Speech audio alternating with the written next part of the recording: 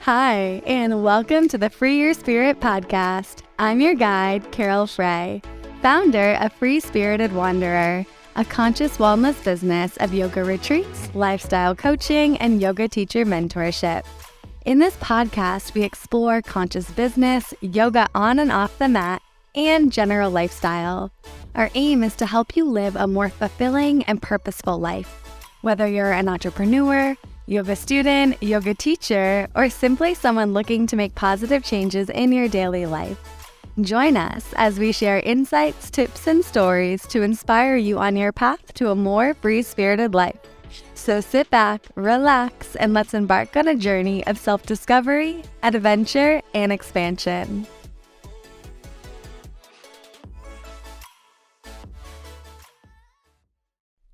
Hi, everybody. Welcome to the Free Your Spirit podcast. I'm your host, Carole Frey.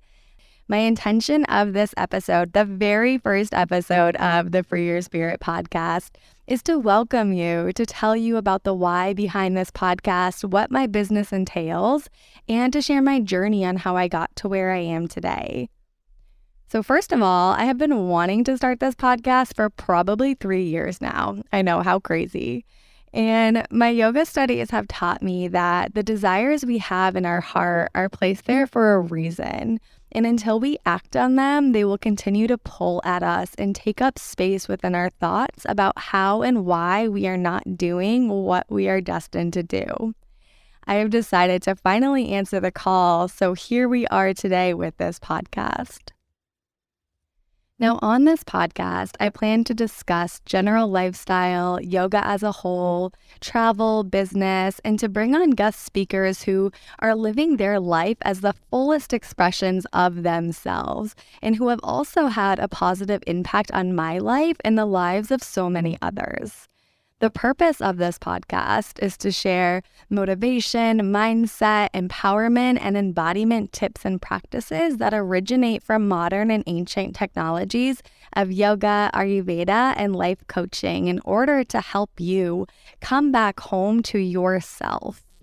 Now, I truly believe we get to create our own reality, the type of reality that lights us up inside, that makes us feel awake, alive, and activated. The type of reality that gives us the pleasure, purpose, prosperity, and freedom we have always desired. My prayer is that this podcast helps you create your reality in alignment with your truest, most authentic self. Now, a little bit about my business. So Free Spirited Wanderer actually started out as a simple Instagram name in 2014. I was about to graduate college from Castleton University in Castleton, Vermont, and I had these trips lined up to music festivals with friends, Italy with my mom, Cambodia for study abroad, and Nepal for my 200-hour yoga teacher training, and my friends just wanted me to share my journey. So when I was thinking of a name, I wanted to choose something that didn't tie me down to a particular place or thing. I knew I wanted this to be a platform that would mostly, share yoga and just even share my own journey and my perspective on life. However, I wanted a space for it to grow into other general lifestyle items and just blossom into my business. So in 2017, Free Spirited Wanderer became my official business name, which was also when I led my first retreat. So really my main pillar of my business are these yoga and wellness retreats, and they are really what lights me up inside. And I will, share a little bit later about how I came about to doing these and why. But I've really created these retreats based off these two main concepts. So the very first concept is to build kula. This is a Buddhist word which means intentional community. It is the idea that life is best when shared, that feeling that life is best when shared. And number two, this human desire we have to live a truly meaningful and fulfilling life. Now, each retreat brings these two concepts alive as we travel to all these exceptional places within the world. We move through a variety of yoga classes, workshops, excursions, all providing you with this self-exploration, adventure, connection, and freedom, and this freedom that your heart and soul seeks. So if this sounds like you, my retreats were created with you in mind. And another element of my business is lifestyle coaching. And this actually started off virtually during the pandemic when, of course, we were all inside. I wasn't really able to lead retreats. It was definitely a scary time for me when I was, kind of just getting my foot in the door with really blossoming into these retreats and having more and more retreats on the books. And the pandemic put all of that to a hold. So it was very scary. And I ended up meeting this business coach that I started working with within a small group of other yoga teachers. And I just started creating this lifestyle coaching. And it was really basically to take yoga off the mat. Like, how could I dive deeper into some of these yoga practices, turn it into this coaching? It was my life experiences, lessons, practices, and teachings wrapped into this big container that was really created to help other women show up as the women that they were truly destined to show up as. Now, at one point, I thought this coaching was going to be like the means, the big part of my business. I thought I wasn't even going to do retreats anymore and just do this. And when the world kind of opened back up in 2021 and I was able to do retreats again, I actually took everything I had created from this coaching and started implementing it into my retreats. And my Authentic Feminine Women's Retreat came alive from this. And I do this in Tulum, Mexico at Amansala every year now. It's one of my favorite retreats. And it's just a beautiful way to connect with other women, for women to be seen, heard, understood, and just a space for all of us to come together. And the other element that I have is Yoga Teacher Mentorship. And this is to help yoga teachers really thrive within their conscious business. If you are a yoga teacher, you know how challenging it can be to start your business and really to have a sustainable business. It's so many yoga teachers quit. And it's hard to make a living. And I really had to push through a lot of those challenges, a lot of the hardships.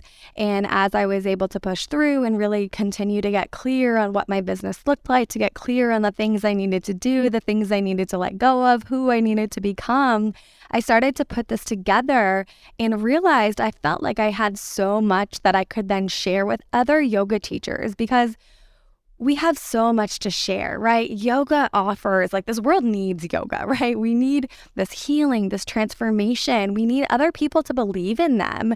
And yoga provides the space for that. And it's this community for everyone to come together. And it's heartbreaking for me when yoga teachers can't fulfill their purpose. They can't share their mission with others because it's so hard to make a living off of this. So this Yoga Teacher Mentorship was really created to basically shake things up and change for better how things have been done within the yoga and wellness business world. And I really do believe that we are in need of a revolution where teachers feel fulfilled by their career, their purpose, and desire to serve others. So that is where this came from. And now my overall mission within my business is to really help more people take yoga off the mat and live it as it was intended, which is a lifestyle. How can we take these tools, the practices, the teachings, the lessons, how can we integrate them into our being, embody them, and show up in the world as them? How can we truly live our yoga? And we'll talk about that more later in the podcast as well, of what that really means of living our yoga and, having that yogic lifestyle. And my prayer within any of these offerings is to provide you a space to become the fullest expression of yourself so you can live this big, beautiful, and bold life. Essentially, living your life however you desire, because it is possible. And just like I said in the beginning of this podcast, these desires were placed in our heart for a reason. They were placed there by God, Goddess, the universe, our higher self, whatever that is for you, they were placed there. And it is part of our duty to fulfill them, to become them. And again, until we do that, we're going to feel this pull to do that.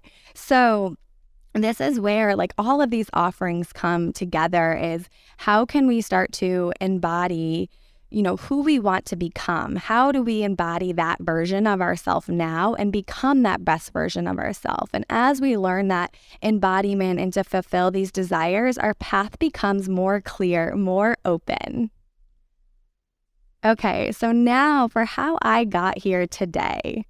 So a little bit about just my journey. And since I can remember, I've had this love for health, wellness, travel, and adventure.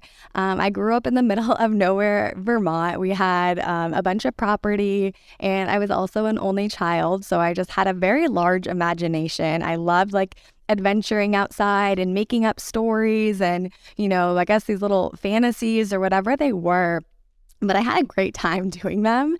And I was also very active. So I loved being outside. I loved running around. Vermont is it's the Green Mountain State. It's green, it's beautiful, it's lush. It just has this beautiful energy. It's peaceful.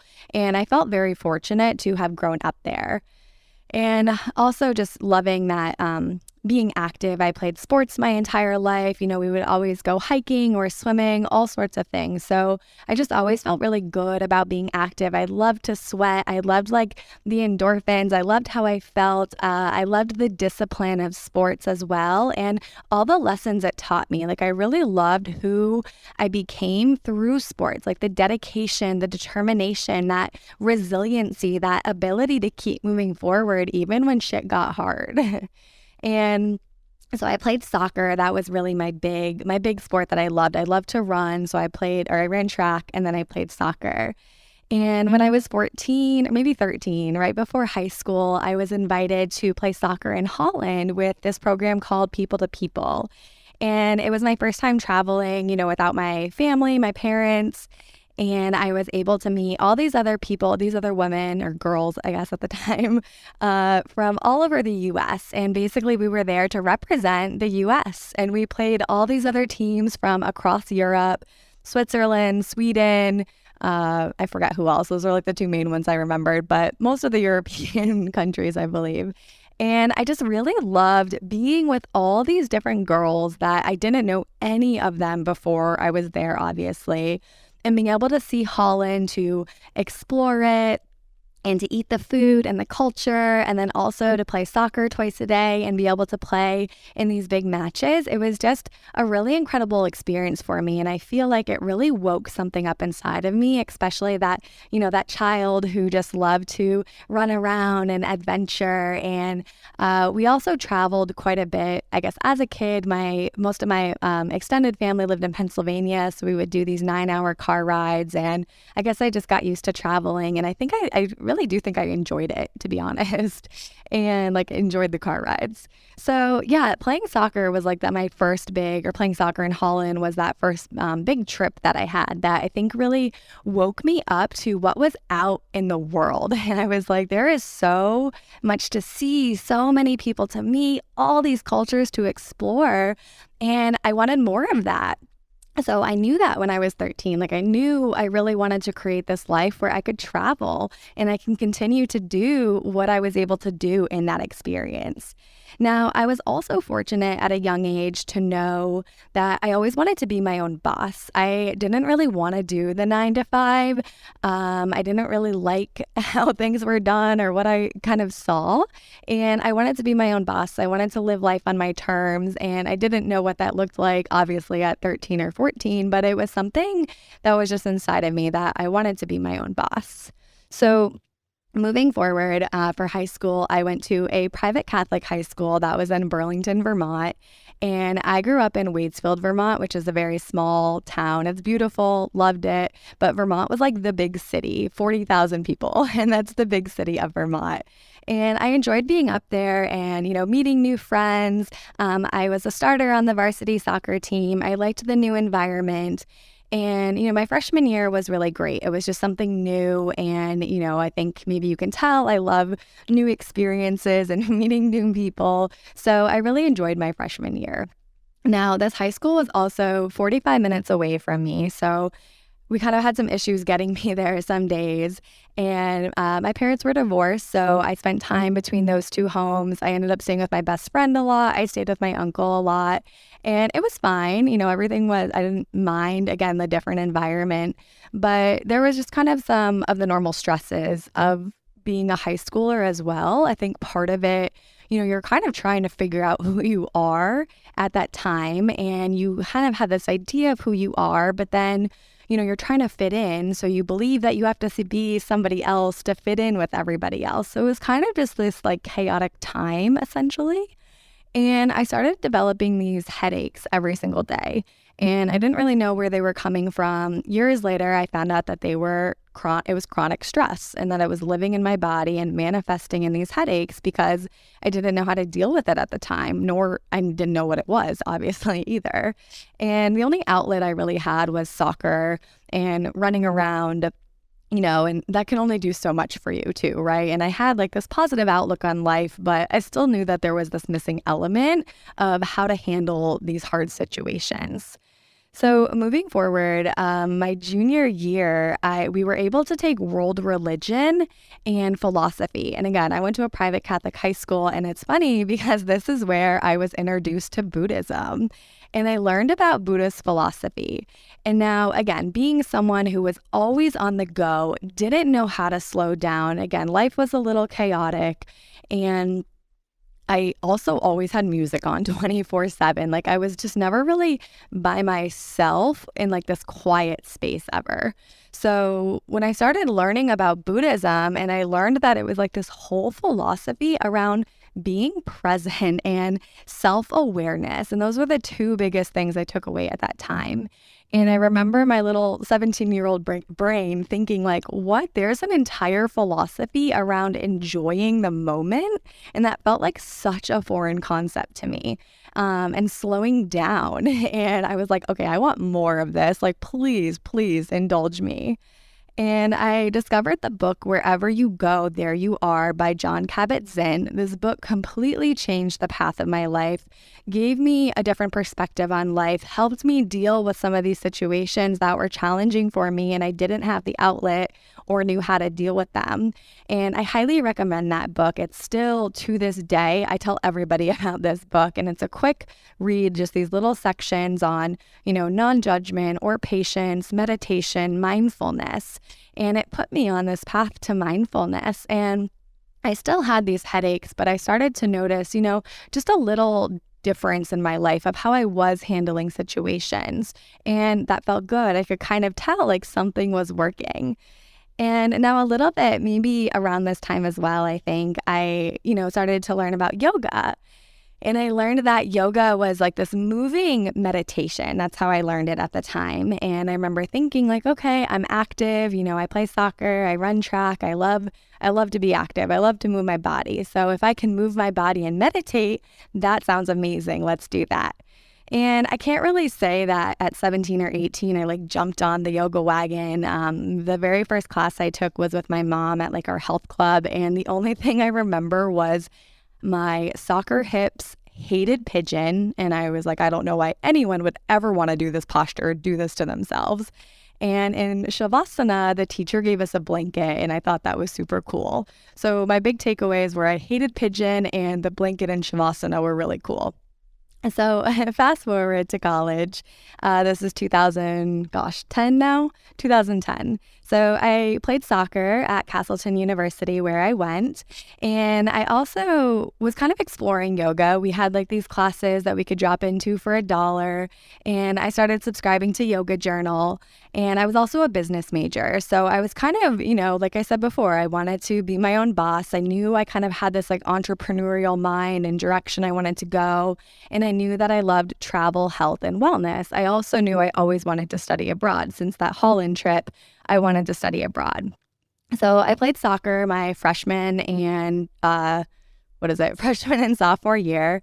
And I did. I really enjoyed it. I'm still really good friends, at least with one of the girls. She was my bridesmaid at my wedding, and I made some just great relationships. It was a really great time in my life. However, I got to the point where I would be in soccer practice and I would be thinking about yoga. And again, I still, I didn't know a whole lot about it at the time. I would read Yoga Journal, and I had, a cheap little yoga mat that I would put down and maybe try to do some of the postures or learn a little bit about it. And yeah, so I kind of, had that in me of like this call towards yoga. So I actually decided to quit soccer. And one of the reasons too was because I wanted to get started on my study abroad. And this was really hard for me because I had never quit anything in my life before. And I felt like a quitter. I felt like I was giving up on myself and giving up on something that I thought was my path. However, I wasn't going to play professionally afterwards. I had some issues with the coach that it just wasn't, it didn't make me want to stay there either. And I just said, I'm interested in yoga. Something's calling me in that direction. I want to start traveling. Like, why am I going to wait? Let's do this now. So I started looking into my study abroad, and the fall of 2012, my junior year, I went to Spain, to Salamanca, Spain, and I studied business there for 3 months. Also made some really incredible relationships. One of those girls was a bridesmaid at my wedding as well. And we were able to, I had 2 other girls. We would travel all over on the weekends. We would go to Italy, Switzerland, Ireland, Portugal, where else? Barcelona. And I'm probably missing some places too, but every weekend we would go somewhere new.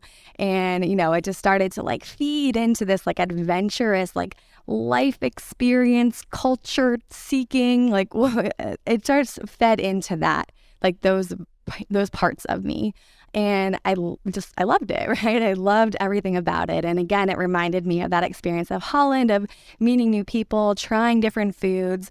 I was terrible with the language, but, kind of trying to learn the language as well. Definitely could have done a better job.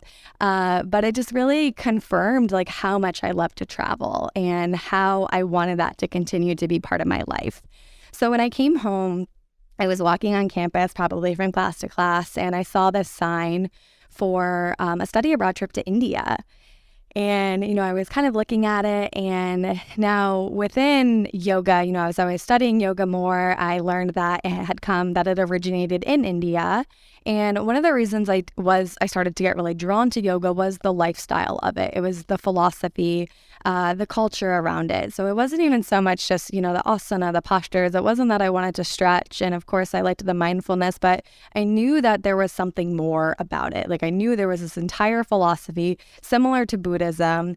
And that was something I just wanted to continue to explore. So now when I'm looking at the study abroad trip, it's a Buddhist philosophy course as well. So I'm also like, okay, remember when you were 17 and loved Buddhist philosophy? And, I had just gotten back from Spain, like probably a month before this. And I remember calling my mom and, I told her about it. And I was like, Mom, this is crazy. I just got back from Spain. There's no way I can go to India for 3 weeks, the end of the summer. And, she encouraged me to look into it and to explore it. And so did my dad. And I've been very fortunate my entire life to have 2 very supportive parents that have always been on my side and, pushed me to be my best and to do what I've wanted to, what I really wanted to do, essentially.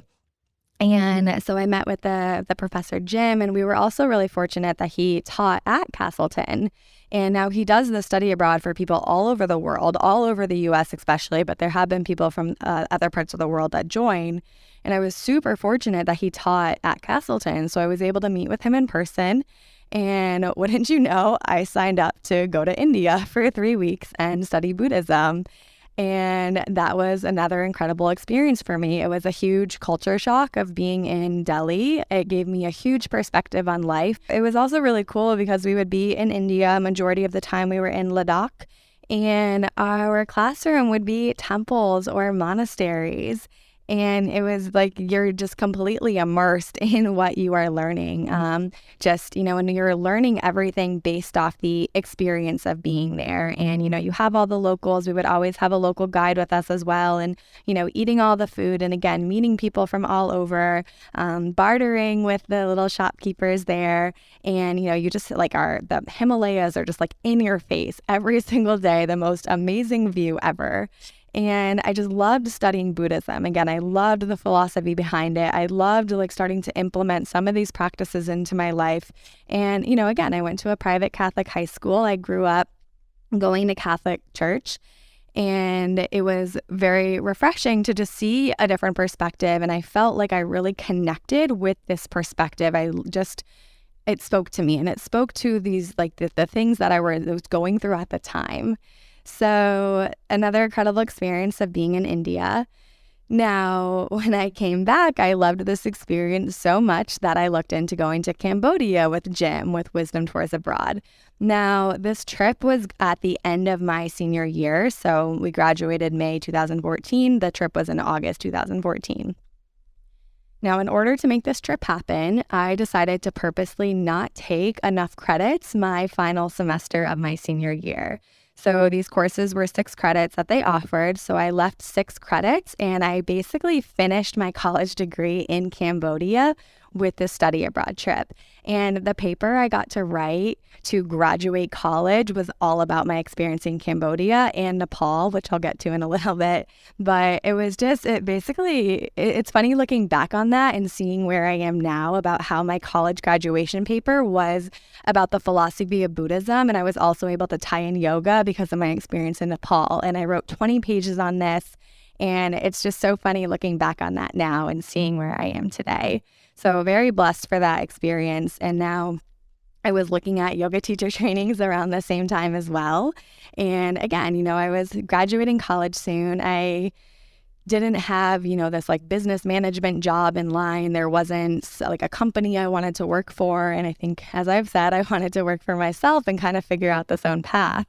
So I decided like, hey, I need to do this yoga teacher training. And, during the time I had like the smallest room in our college house with my other roommates. And I basically had enough room to like put down a yoga mat. And I would, do these yoga journal sequences and I would study them and try to like memorize them and practice them. And I would try to read. I would read like front to cover, everything I could learn and take in.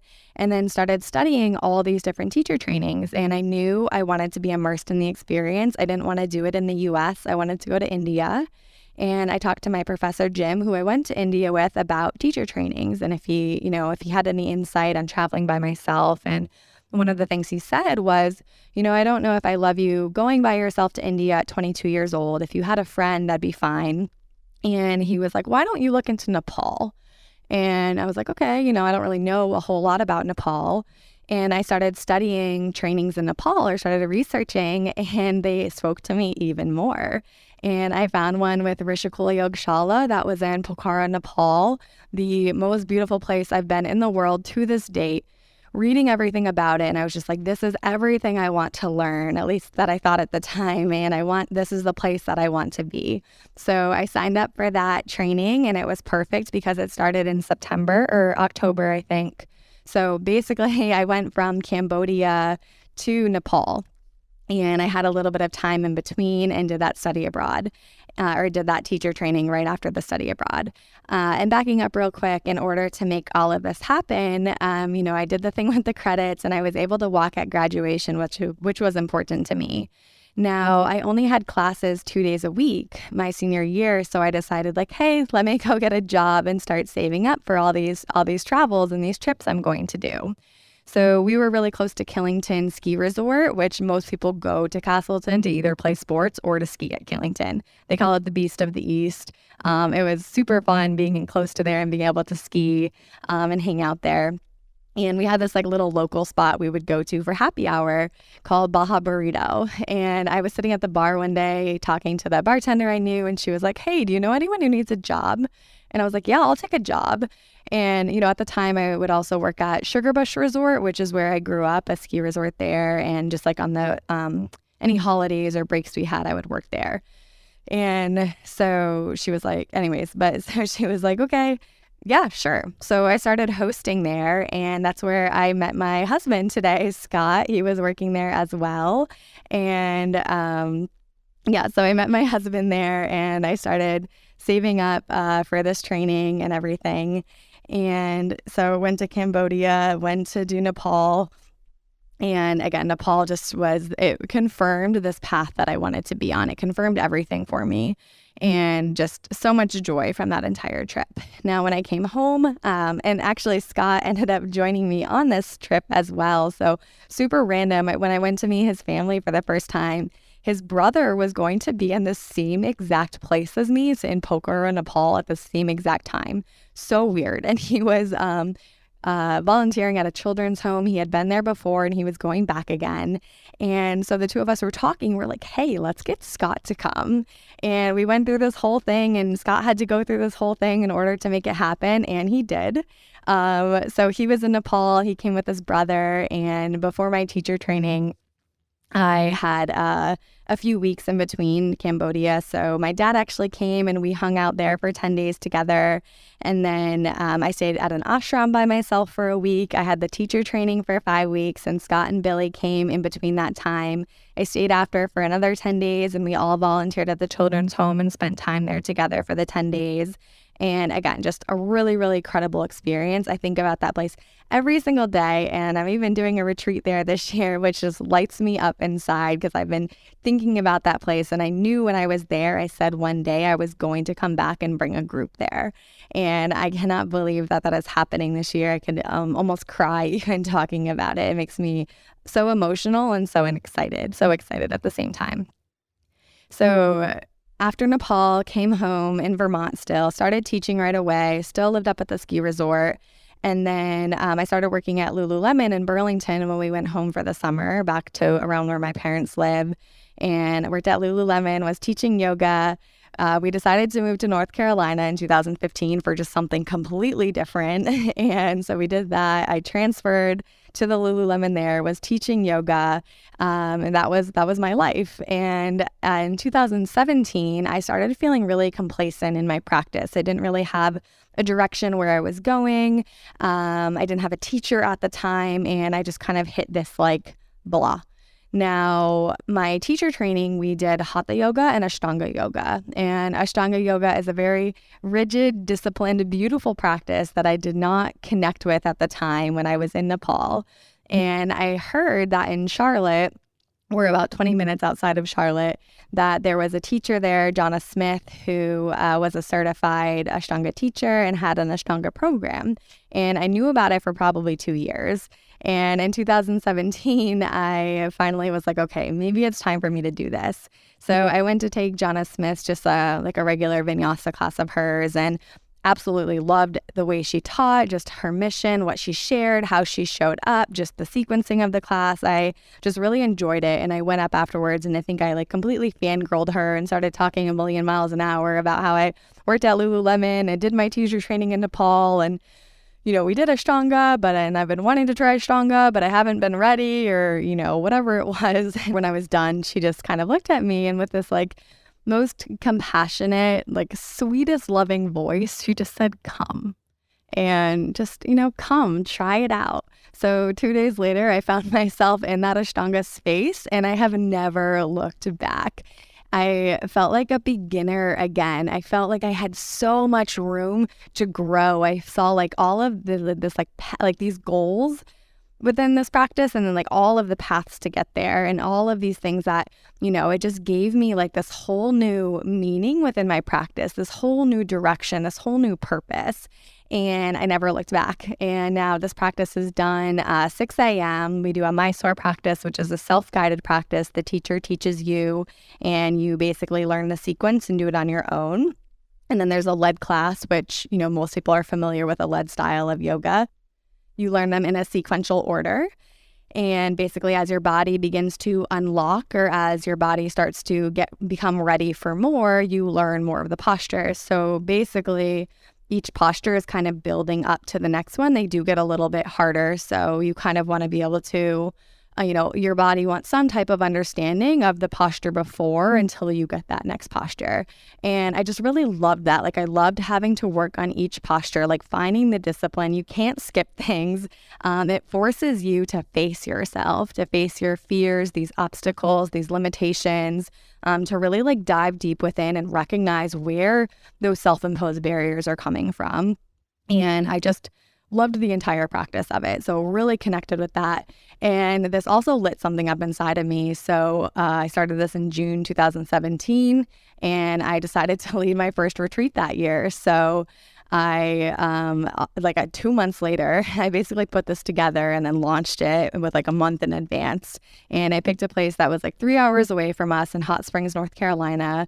And I rented basically something on Airbnb. My husband and I went to Costco and cooked for everybody. And I had 20 amazing people from the yoga studio that I taught at that came and joined.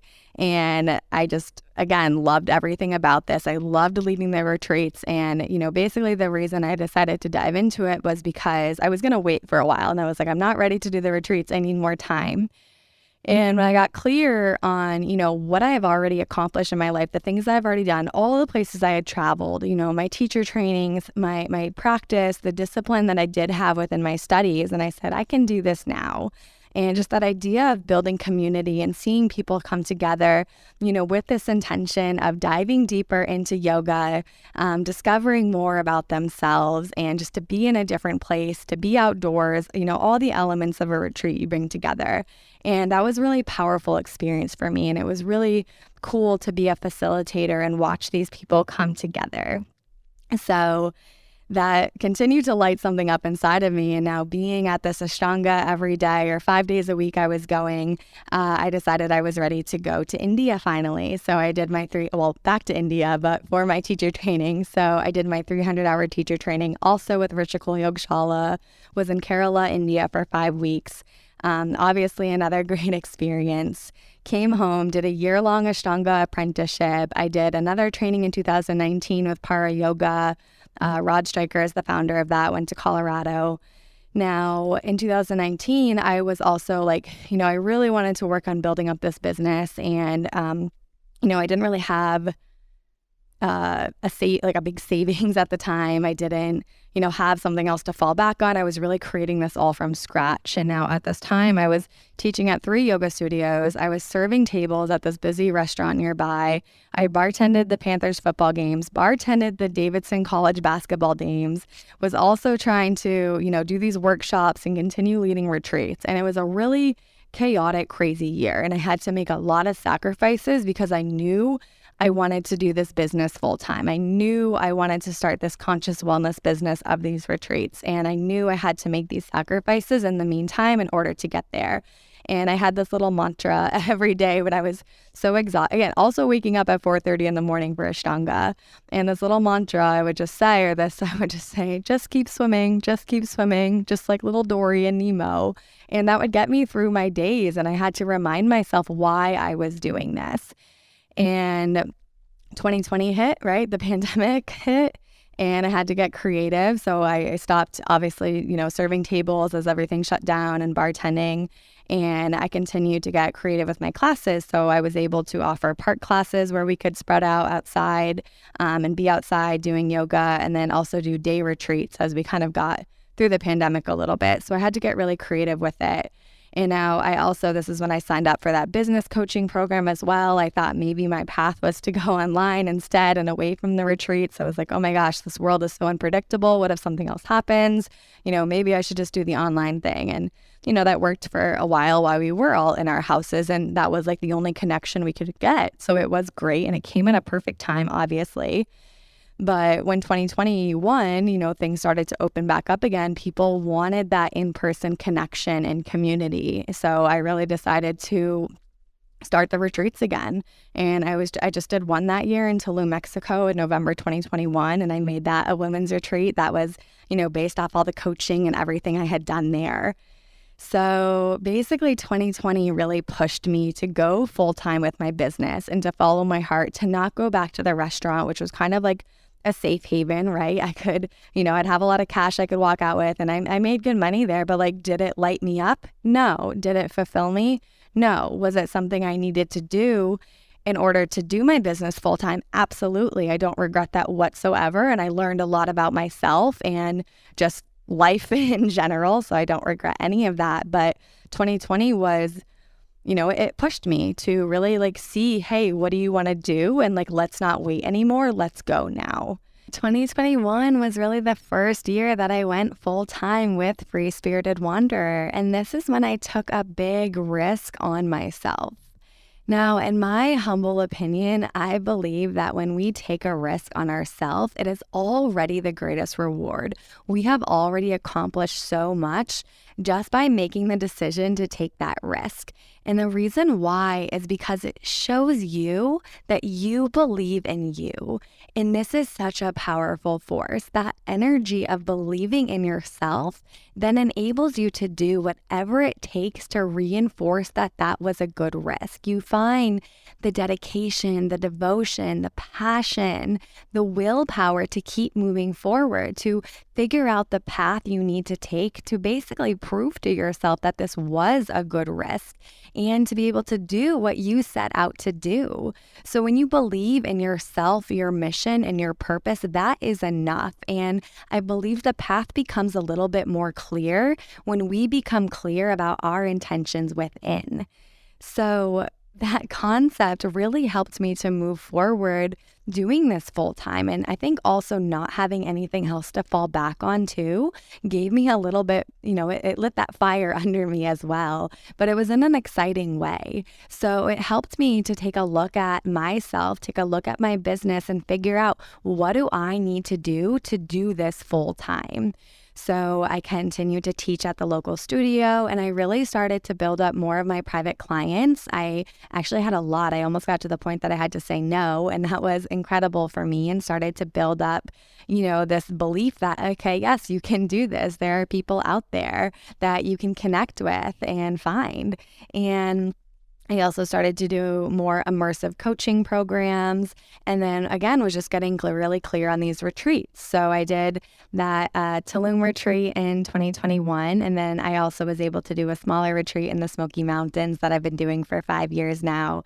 And as I looked into 2022, I, set myself up for 4 retreats that year. And we went back to the Smoky Mountains, back to Tulum, Mexico, and then also in Asheville. And where else do we go? Costa Rica. So I did 4 that year, which was amazing, and continued with those private sessions. Now, the other thing I just want to touch on really quickly is I have had to stay, and I've wanted to stay rooted in my own practice. Like, I firmly believe as teachers, we have to practice before we teach, right? And we want to start to have an understanding. Obviously, we want to embody what we are teaching, right, as part of our practice. So without my sadhana, my daily spiritual practices, as well as my teachers and even my mentors and coaches, I would not be here today. They have sustained me and guided me. They have helped me along this journey.